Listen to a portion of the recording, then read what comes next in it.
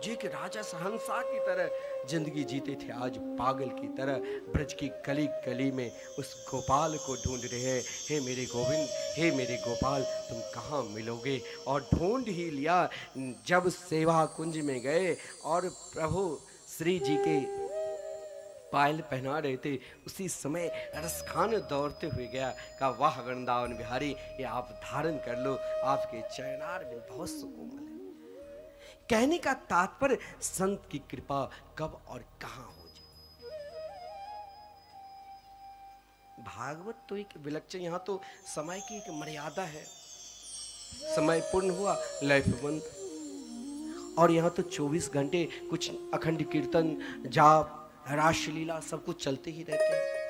फिर भी भागवत तो भागवत में, ठहरे तो भगवान के चरित्र में, बोलो तो भगवान के चरित्र। भागवत तो आता है। भागवत के प्राकट्य भी, महाराज भागवत कहां से प्रकट हुई और प्रारंभ कहां से? भागवत के प्रारंभ 3 माताओं की कथा से। भागवत में यदि नाम की महिमा को यदि आपको सुनना है, देखना है, श्रवण करना है, तो केवल प्रथम स्कंद में महाराज एक एक अध्याय में देखो क्या नाम की महिमा भर दी है। हमारे सदगुरुदेव कहा करते हैं कि भागवत में महाराज यदि नाम पर विश्वास करना है, तुम रोज एक अध्याय भागवत पढ़ो, किसी संतों के मुखारबिंद से श्रवण करो, किसी महापुरुष कथावाचक के मुखारबिंद से श्रवण करो कि भागवत में नाम की क्या महिमा है। ठीक है, महाभारत के युद्ध हुआ, 18वें दिन के अंतिम समय में आदरणीय भीमसेन की गदा के प्रहार से दुर्योधन की जंगा टूट गई। अश्वत्थामा ने आश्वासन दिया, मैंने बार बार कहा, जब दुष्ट अपनी दुष्टता न छोड़े तो सज्जन को भी अपनी सज्जनता कभी नहीं तोड़ना चाहिए।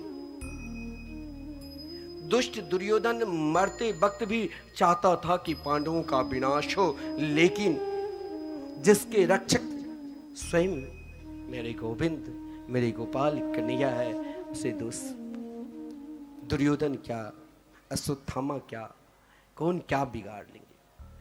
महाराज द्रौपदी के 5 पुत्र को पांडव मानकर उनके शरीर धड़ से अलग कर दिया, दुर्योधन को दिया। दुष्ट महाराज अंतिम समय वेदना में ही मरे। ठीक है, अर्जुन ने प्रतिज्ञा कर ली और प्रतिज्ञा के साथ लेकर अश्वत्थामा को महाराज बंदी बनाकर द्रौपदी के पास, लेकिन माता द्रौपदी, देखिए यहां नाम की महिमा, क्योंकि यहां नाम यज्ञ हो रहे हैं। भागवत में आप, भागवत ऐसे ग्रंथ है, आप वहां से संतों की महिमा ले सकते हैं, नाम की महिमा ले सकते हैं, भक्त के चरित्र ले सकते हैं। महाराज अनंत है। अब यहां भगवान की नाम की क्या महिमा है?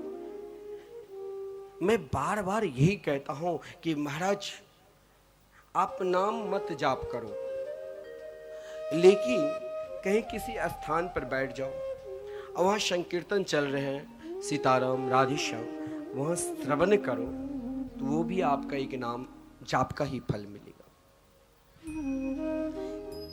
सत्संग मत करो, लेकिन किसी संत की सेवा में लग जाओ, तो भी आपकी पूजा हो गई, सत्संग हो गई। द्रौपदी जिसके घर में हर पल हर क्षण श्री कृष्ण निवास करते थे, क्यों? क्योंकि वहां शब नाम जापक थे। चाहे वो द्रौपदी हो, चाहे वो कुंती हो, चाहे उत्तरा हो, चाहे वो धर्मराज युधिष्ठिर हो, चाहे वो अर्जुन हो, चाहे वो भीमसेन हो, चाहे वो नकुल हो, चाहे वो सहदेव हो, सब केवल नाम की आराधना करते थे। और देखिए उस आराधना की पल, मरे हुए पुत्र को देखकर एक माता दुखी हो जाती है, वेदना से महाराज कुहरती रहती है। लेकिन द्रौपदी जब अपने मरे हुए पुत्र को देखा, उस समय भी, उस स्थिति में भी भगवान के नाम नहीं छोड़े। हमारे सदगुरु के पास के पहुंचते हैं, कहते महाराज अभी हम अपवित्र अवस्था में कैसे नाम लें। महाराज हमारे सदगुरुदेव कहा करते हैं कि महाराज आप हर स्थिति में, हर परिस्थिति में नाम ले सकते हो। नाम के लिए कोई पवित्र स्थान या अपवित्र स्थान नहीं दिखा गया है। ओह बता स्वपचतोपि गड़ियान जह जीवाग्रे वर्तते नाम तुभ्यम। द्रौपदी उस अवस्था में समस्त हस्तिनापुर के नर नारी रुदन कर रहे हैं, लेकिन द्रौपदी के रुदन भी, क्योंकि भगवान को सबसे प्रिय क्या चीज है? धन दौलत नहीं। जब हमारे अभिमान बिल्कुल शून्य हो जाएंगे, और जब अभिमान शून्य हो गया तो वहां देहाभिमान नहीं रहेंगे, तो हम एकांत में जब उनके लिए रोने लग जाएंगे, हे गोपाल, हे गोविंद, मुझे कब दर्शन दोगे?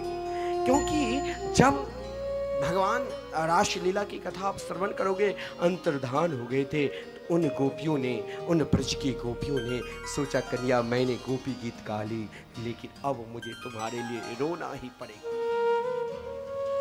रो रुदु स्वस्वरण राजन कृष्ण दर्शन लाल से,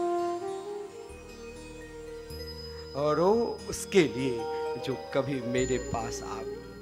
दुनिया के लिए हम रोते हैं, हंसते हैं, महाराज रो लेते हैं तो हमारे दुख में कहते हैं आहा महाराज इसके जीवन में बहुत विपत्ति आई, दुख आ गया। लेकिन बाद में कहेंगे ऐसे तो चलता ही है। लेकिन द्रौपदी के जीवन में दुख भी आया तो भी द्रौपदी पुकारते हैं क्या? माता शिशूना निधनम सुताना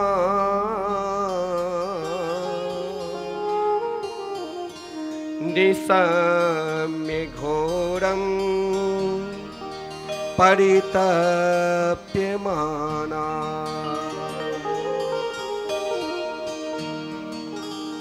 तदा बाष्पकला कुलाक्षी ताम सांत्वयन्ना किरीटमाली।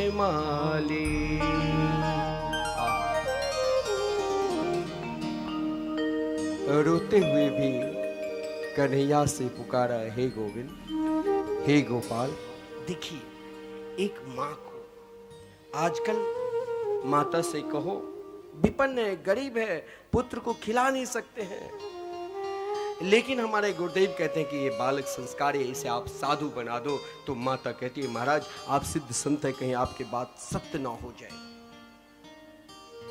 जानती है कि बाद में ठीक है लठिया मुझे खाना ही पड़ेगा, वो तो कोई माता सौभाग्यशाली है जो महाराज जिनके पुत्र शिव सदपात्र होते हैं। हम लोगों के पास आते हैं महाराज क्या बताऊं, बच्चे को पढ़ाया लिखाया विवाह कराया और आज बहु अपमान करते हैं, बेटा अपमान करते हैं। और वही राष्ट्र कल्याण के लिए, देश कल्याण के लिए, समाज कल्याण के लिए एक नाम जापक संत निकल जाए तो दुनिया उन्हें नमन करने लगे। लेकिन मैं बार बार कहता हूं कि इतनी माताएं बैठी हुई है, कोई माता चाहिए आपको राष्ट्र के कोई अपने पुत्र को सैनिक बनाओ, तो कोई माता को चाहिए कि अपने पुत्र को संत भी बनाना चाहिए। हो सकता है महाराज कोई संत बनते बनते आ भी जाए, लेकिन कोई उसी में से 100 में से एक भी निकल गया तो इस राष्ट्र का, इस देश का, समाज का महाराज ऐसे बदल देंगे जैसे हमारे पूज्य सदगुरुदेव ने बदल दिया।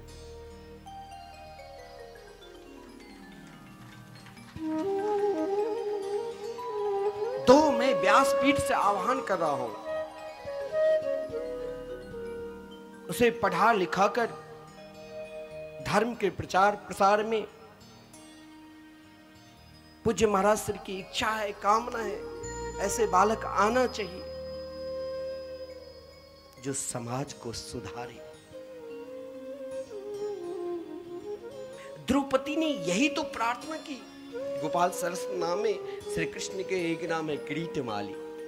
हे मेरे गोपाल, हे मेरे गोविंद, मैं जानती हूं मैं एक नाम जापक हूं। नाम जापक के अंदर वो विश्वास रहता है कि हमसे कोई गलती होगी, अगर होगी तो कहीं ना कहीं कन्हैया मेरी रक्षा करेंगे।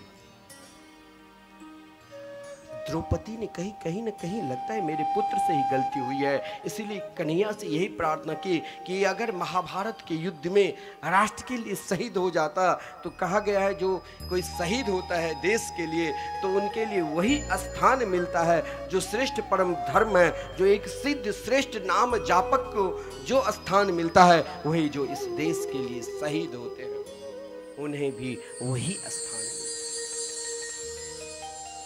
लेकिन इसने महाभारत के युद्ध में शहीद नहीं हुआ। हे मेरे गोविंद, अगर द्रौपदी जैसे नाम जापक प्रार्थना करती कि गोविंद मेरे पुत्र को जिंदा कर दो, तो भगवान को जिंदा करना पड़ता। कहा नहीं प्रभु, वो कहीं चाहे स्वर्ग में रहे चाहे नरक में मिले, जहां रहे वहां एक क्षण के लिए। हे मेरे गोपाल, मैंने यदि भजन की है तो मेरे पुत्र को सत्संग मिल जाए। देखिए सत्संग की क्या महिमा है। और वही द्रौपदी, जब अर्जुन ने अश्वत्थामा को पकड़कर लाया, अश्वत्थामा सिर झुकाकर द्रौपदी माता के समीप है, लेकिन द्रौपदी देखिए कितनी दयालु कृपालु है। द्रौपदी ने अर्जुन से कहा, क्या मुच्यताम ऐसा ब्राह्मणो नित्राम गुरु, आप क्या कर रहे हो? ये आपके सदगुरु के पुत्र है। गुरु के स्थान में कोई भी बैठे उससे मानना चाहिए। गुरुवत गुरु पुत्रेषु, आप उस पीठ को नमन कर रहे हो, आप व्यक्ति विशेष को नमन नहीं कर रहे हो। जिस परंपरा से वो पीठ चल रहा है, जिस परंपरा के हम हैं, आप उस पीठ को नमन कर रहे हो, उस स्थान को नमन कर रहे हो। जिस स्थान में बड़े बड़े भगवान हंस सनकादिक अनेक आचार्य हुए, उस स्थान को हम नमन कर रहे हैं, उस पीठ को नमन कर रहे हैं। हम कभी कोई विशेष व्यक्ति को नमन नहीं कर रहे। इस द्रौपदी माँ ने यही कही, माता ने यही कही, ये आपके गुरुपुत्र है, इसे आप नमन करो।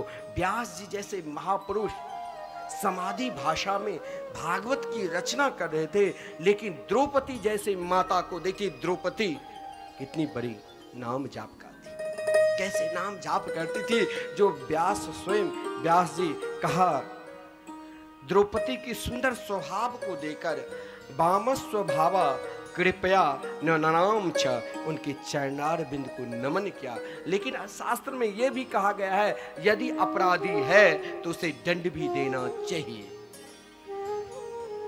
अपराधी को छोड़ना भी नहीं चाहिए, उसे दंड मिलना चाहिए। इसीलिए भीम से कहा, इसने अपराध किया, भगवान ने कहा मैं जानता हूं, अर्जुन से आदेश दी, अपराधी है। एक सम्मानित व्यक्ति को अपमान भी मृत्यु की तरह ही माना जाता है शास्त्र के अनुसार। उनकी आधी दाढ़ी, आधी मूछ और मस्तक पर जो जन्म सिद्ध नाम के मणि था, उसे निकालकर शिविर से बाहर कर दो। लेकिन मैं ये बार बार कहता हूं कि दुष्ट अपनी दुष्टता को कभी नहीं छोड़ते हैं। वो हर पल हर क्षण वही अनिष्ट भाव ही सोचेगा। जब दुष्ट अपनी दुष्टता को न छोड़े, तो सज्जन को भी अपनी सज्जनता को कभी त्याग नहीं करना चाहिए। अश्वत्थामा ने चलाया ब्रह्मास्त्र पांडवों के वंश को निर्वंश करने के लिए, किसके ऊपर? तो परम नाम जाप का माता उत्तरा के ऊपर। अब देखिए नाम पे क्या विश्वास, भगवान के नाम पे क्या विश्वास है। ये माता उत्तरा के चरित्र देखो महाराज। माता उत्तरा जिसने हर पल हर क्षण महाभारत के युद्ध में उनके पति महाराज शहीद हो गए, तब भी श्री कृष्ण से प्रार्थना नहीं किए। लेकिन जब अश्वत्थामा ने ब्रह्मास्त्र का प्रयोग किया, उस समय श्री कृष्ण द्वारका की ओर प्रस्थान कर रहे थे, एक पैर रथ पे एक पैर नीचे। उत्तरा ने सामने दिखा कि धर्मराज युधिष्ठिर, अर्जुन, भीमसेन, नकुल, सहदेव, लेकिन एक गुरु की याद। वो कौन गुरु? तो द्रौपदी की। द्रौपदी ने कही थी, पुत्री जीवन में यदि कष्ट आवे, दुख आवे, तो दुनिया के पास मत जाना पुकारने के लिए, मेरे ठाकुर, मेरे गोविंद का नाम का स्मरण करने लगे। उनकी नाम में वो ताकत है, वो शक्ति है, जो दौड़ते हुए भागते हुए चले आए। माता उत्तरा की प्रार्थना देखो, कैसे नाम जाप करती थी। माता उत्तरा दौड़ती हुई गई, श्री कृष्ण मुस्कुरा रहे। वाह उत्तरा, इस अवस्था में क्या धर्मराज युधिष्ठिर, अर्जुन, भीम से नकुल, सदैव पर विश्वास नहीं? बोले कन्हैया है विश्वास, लेकिन इनके जीवन में भी जब कष्ट आते हैं तो आपको ही पुकारते। कैसे प्रार्थना कर रही है, दौड़ती हुई